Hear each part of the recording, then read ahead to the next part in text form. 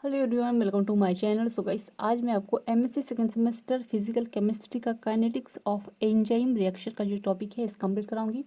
Most time topic है guys, हमेशा exam में आते रहता है, तो इसको अच्छे से कंप्लीट करके जाइएगा। तो चलिए वीडियो को स्टार्ट करते हैं। चैनल पर नए हैं तो प्लीज़ चैनल को सब्सक्राइब और बेल आइकन प्रेस कर दीजिएगा, क्योंकि मैं एमएससी केमिस्ट्री से रिलेटेड आईएमपी क्वेश्चन और इसके नोट्स अपलोड करते रहती हूँ। साथ ही अगर आपको एमएससी केमिस्ट्री और सेमेस्टर के नोट्स परचेस करना है तो उसके लिए भी आप मुझे व्हाट्सएप पे मैसेज कर सकते हैं। डिस्क्रिप्शन में व्हाट्सएप पर शेयर कर दूँगी। तो चलिए वीडियो को स्टार्ट करते हैं। तो फर्स्ट हम एंजाइम क्या होती है उसके बारे में देखेंगे, ठीक है। तो क्या कह रहा है, यह जैव उत्प्रेरक होते हैं, ठीक है। ये क्या होते हैं? जैव उत्प्रेरक होते हैं जो जैव रासायनिक अभिक्रिया के वेग को बढ़ाते हैं। ये होते हैं जैव उत्प्रेरक। और ये जो जैव रासायनिक अभिक्रिया, क्योंकि हम केमिस्ट्री पढ़ रहे हैं, तो जैव रासायनिक अभिक्रिया के वेग को बढ़ाते हैं। यह नाइट्रोजन युक्त पदार्थ होते हैं। ये क्या होते हैं? नाइट्रोजन युक्त पदार्थ होते हैं जो अल्प मात्रा में अभिक्रिया के लिए प्रभावी होते हैं, जो काफ़ी अल्प मात्रा में भी क्या होते हैं, अभिक्रिया के लिए प्रभावी साबित होते हैं।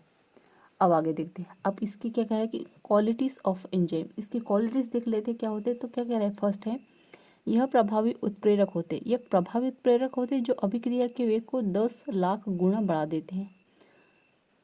तो ये काफ़ी ज़्यादा प्रभाविक होते हैं, ठीक है। जैसे कि आप देख सकते हैं ये कितने क्रियाशील होते हैं, जो अभिक्रिया के वेग को 10 लाख गुना बढ़ा सकते हैं। अब सेकेंड नंबर में यह अल्प मात्रा में प्रयुक्त होते हैं, ठीक है।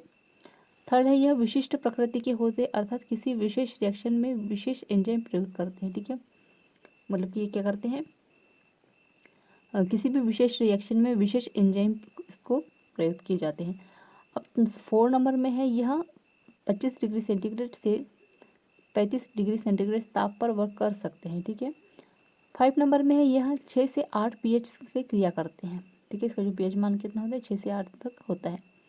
वह पदार्थ जो एंजाइम की क्रियाशीलता बढ़ाते हैं को एंजाइम कहलाते हैं। अब यहाँ पर को एंजाइम की डेफिनेशन हमें शॉर्ट में पता चल गई है कि वह पदार्थ जो एंजाइम की क्रियाशीलता को बढ़ाते हैं, ठीक है। जो एंजाइम की क्रियाशीलता को बढ़ाएंगे उसे क्या कहेंगे, हम को एंजाइम कहलाएंगे, ठीक है।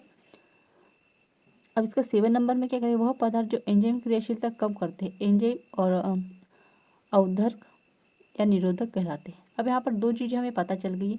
अगर क्रियाशीलता बढ़ाएंगे तो को एंजाइम, अगर क्रियाशीलता कम करेंगे तो एंजाइम अवर्धक या निरोधक कहलाएंगे, ठीक है। इतनी पता है समझ में। अब आगे देखते हैं। अब इसकी क्रियाविधि या मैकेनिज्म देखेंगे तो इसके लिए वैज्ञानिक किशर ने तालाकुंजी सिद्धांत दिया। आपने बहुत बार सुना होगा, बीएससी में भी है, ठीक है, और शायद 11th-12th में भी हमने पढ़ा होगा। तो मोस्ट टाइम टॉपिक है यह, ठीक है। इसलिए आपको किसी भी चीज़ को अगर कोई टीचर बोलता है कि आपको अच्छे से पढ़ना है तो आगे काम देगा, तो कहीं पर भी काम दे सकता है, ठीक है। इस तालाकुंजी सिद्धांत आपने बहुत बार पढ़ा होगा। तो इसके वैज्ञानिक का नाम क्या था, किशर, ठीक है। अभी याद कर सकते हैं आप। तो वैज्ञानिक का नाम किशर है, जिन्होंने क्या किया, तालाकुंजी सिद्धांत दिया था, ठीक है। अब यहाँ पर जो चाबी है, इसमें जो कुंजी है वो क्या है, एंजाइम है, और यहाँ पर सबस्ट्रेट है, ठीक है। यहाँ पर ताला और कुंजी सबस्ट्रेट है। अब जब ईएस कॉम्प्लेक्स जब होगा, यहाँ पर जब ताला और जब इसमें रिएक्शन होगी तो ये इस तरह से ईएस कॉम्प्लेक्स बनाएंगे, और इसके साथ आगे देखिएगा ये एंजाइम, और एंजाइम ये चाबी के साथ अलग होंगे, और यहाँ पर प्रोडक्ट हमें साइड में बनता हुआ दिखाई दे रहा है, ठीक है। अब यहाँ पर है हमारे पास E+S, ठीक है। ये प्रोडक्ट है हमारे पास, समझ लीजिए, ठीक है। ES ये क्या है, प्रोडक्ट है हमारे लीजिए हमारे पास। हम किसके प्रेजेंट में रिएक्शन करा रहे, K1 ES स्लो रिएक्शन हो रही है यहाँ पर, ठीक है। और ES किसके साथ जब होगी, K3 के साथ, तो प्रोडक्ट हमें प्राप्त होगा और रिएक्शन फास्ट होगी, ठीक है।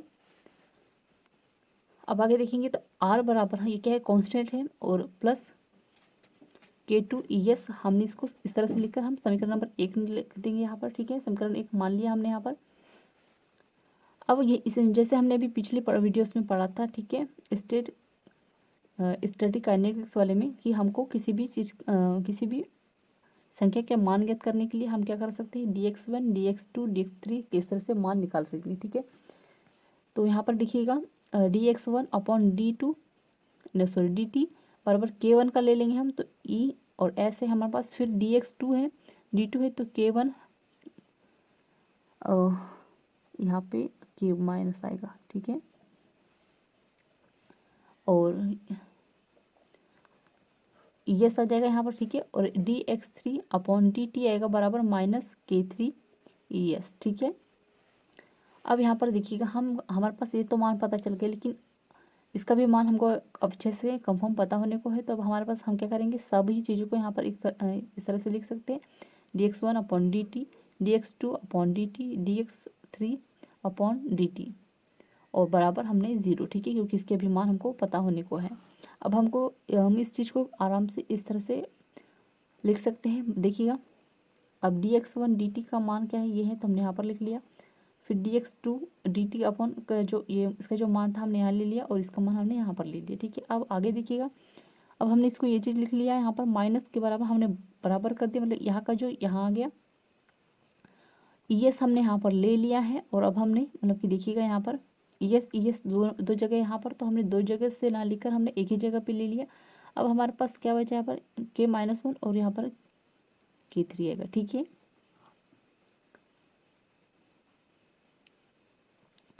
अब ईएस बराबर हमने इन दोनों चीज़ों को ना लेकर हम ये लेंगे, और यहाँ पर k1 अपॉन सॉरी, यहाँ पर हमने दोनों चीज़ों को ना लेकर हमने यहाँ पर ईएस लिख लिया, और यहाँ पर k1 ई और एस लिखकर अपॉन k-1 और k2 हमने यहाँ पर लिख लिया है, ठीक है। इसको नाम दे दिया हमने समीकरण नंबर 2। अब आगे देखिएगा, अब यहाँ पर फॉर्म इक्वेशन नंबर समीकरण नंबर 1 और समीकरण नंबर 2। तो हमारे पास समीकरण नंबर 1 आ रहे और समीकरण नंबर 2 क्या है, हमारे पास k1 k2 E S upon k-1 plus k2।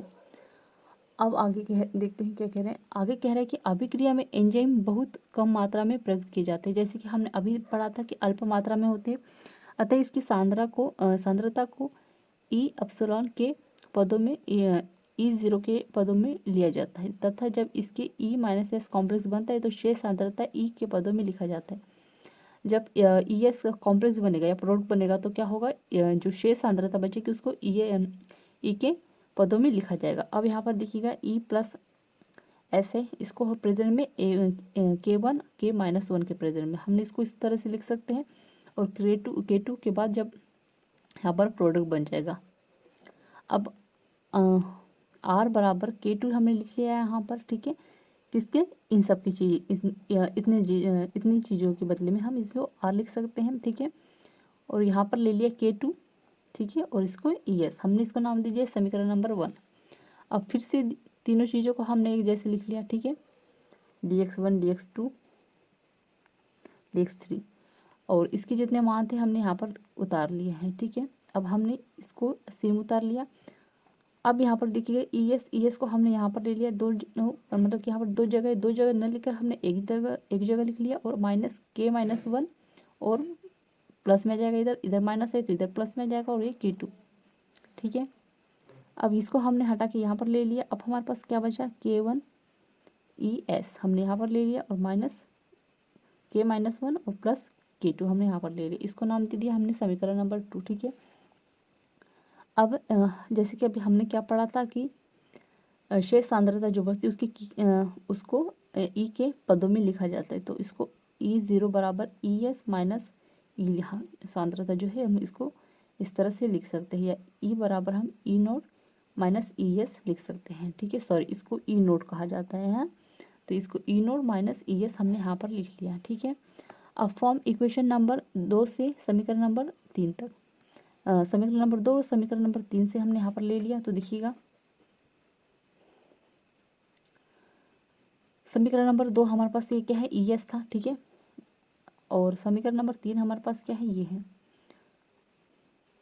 k1 E0 ES और S upon k1 plus k2, ठीक है। अब हमको इसको इस तरह से लिख सकते हैं, देखिएगा, k-1 k2, ठीक है, हमने ये ले लिया, और ES लिख लिया हमने, बराबर k1 E0 minus ES upon ES, no sorry S। अब आगे देखिएगा, अब हमारे पास k-1 है प्लस k2 है, ठीक है। इतनी चीज़ें हमने यहाँ पर ले ली, S लिख लिया, बराबर करके हमने इन सब चीज़ों को अलग अलग लिख लेंगे, ठीक है। मतलब k1 E0 और S, ठीक है। और यहाँ पर हमने ले लिया क्या, k1 ES और S, हमने इस चीज़ को हम इस तरह से भी लिख सकते हैं, इसका कहने का मतलब ये है, ठीक है। अब आगे देखेंगे, अब आगे हमारे पास देखिए k-1 प्लस k2 ES है, बराबर सॉरी प्लस k1 ES इसको हमने S लिख लिया बराबर, इसको हमने जो चीज़ें हमारे पास जैसे वहाँ पर रखी हुई थी हमने यहाँ पर आकर रख दी है, ठीक है। अब यहाँ से हम देखिएगा, हमने यहाँ से ES ले लिया, अब हमारे पास क्या बचा, ये यहाँ पर ले लिया और इस चीज़ को यहाँ पर रख लिया, ठीक है। अब प्लस K1 और यहाँ से S ले लिया, ठीक है। इसको हमने हटा दिया, इसको क्या कर दिया, हमने हटा दिया। अब हमारे पास क्या चीज़ बची, बराबर K1, इसको हमने लिख लिया यहाँ पर, ठीक है। मतलब यहाँ पर दो दो चीज़ें थी तो हमने इसको क्या कर लिया, एक ही बार लिख लिया है, ठीक है। अब ES बराबर हमने इसको इतना सारा न लिखकर हम शॉर्ट में लिख सकते हैं K1 E नोट S, ठीक है। और यहाँ पर अपॉन में K-1 प्लस K2 बराबर K1 S, ठीक है। इसको हमने समीकरण नंबर 4 दे दिया। अब फ्रॉम इक्वेशन समीकरण नंबर 1 एंड समीकरण नंबर 4, तो समीकरण नंबर 1 क्या था हमारे पास R, और समीकरण नंबर 4 क्या है हमारे पास, ये दिया है, ठीक है। ये वाला ये जो है हमने इसको यहाँ पर लिख लिया। अब दोनों पक्षों में K1 का भाग देने पर देखिए R बराबर हमने K1 K2 E not S upon K1 हमने यहाँ पर लिख लिया, ठीक है। अब हमारे पास बाकी चीज़ें क्या है, K-1, ठीक है, और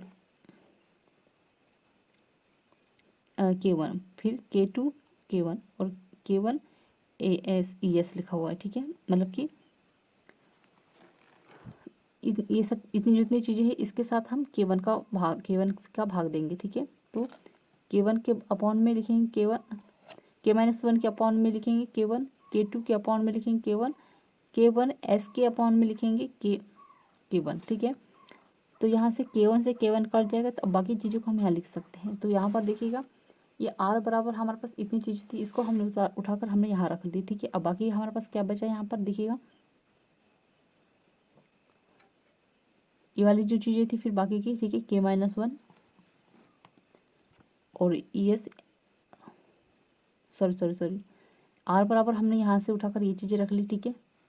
अब K-1 प्लस K2 और S को हमने यहाँ पर ले लिया और इन सब के बदले में हम क्या लिख सकते हैं, ये तो कट गया है, और K1 और K1 दोनों बार न लिखकर हम इसको एक बार लिख सकते हैं, ठीक है। अब यहाँ पर देखिएगा K-1 plus K2 upon K1 को बराबर Km लिख सकते हैं, और Km का मतलब क्या होता है, ये क्या है, एक माइकल मेंटेन स्थिरांक है, ठीक है। और K2 ई नॉट बराबर हम V मैक्स लिख सकते हैं। तो यहाँ पर R बराबर K2 अपसलन न लिखकर इतनी चीज़ें न लिखकर हम क्या लिख सकते हैं, V मैक्स लिख सकते हैं, और ये S का S, ठीक है।